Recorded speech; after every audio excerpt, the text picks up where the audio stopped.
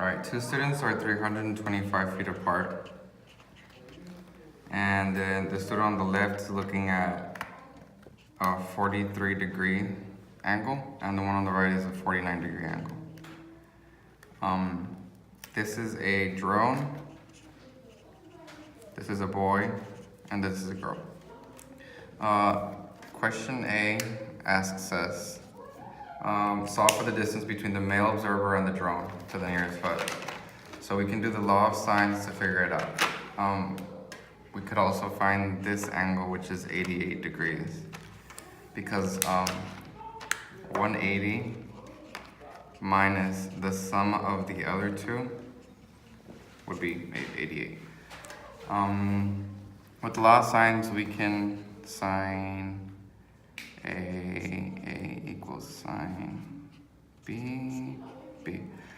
We have the side and an angle, so we can plug that in. We have the angle 88 degrees, and we have the side 325. Since we're trying to find for this one, we have a 49-degree angle. And we have x. If you multiply these two and divide it because of the butterfly method, times sine of 49 degrees divided by sine of 88 degrees, that would give you the answer, which is 245.43 feet. For B, we're going to do the exact same thing, but for the drone to the girl, we're going to do sine of 88 over 325 equals the sine of 43, since it's opposite. Sine of 43 degrees over the answer. So again, the butterfly method, divide by the 88, which would be the answer, 221.78 feet. All right, so those are the ones that we're going to use the law of sines to figure out. Now for C, we have to look at it as a different triangle if we split it in half. All right, so we know the degrees, 43 degrees. We know this is the right angle. We're trying to find this.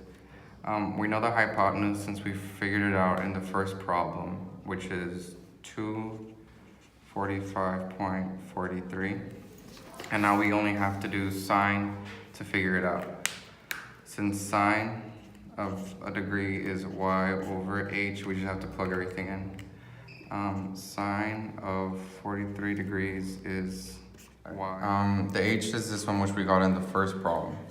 So now we just multiply it on both sides.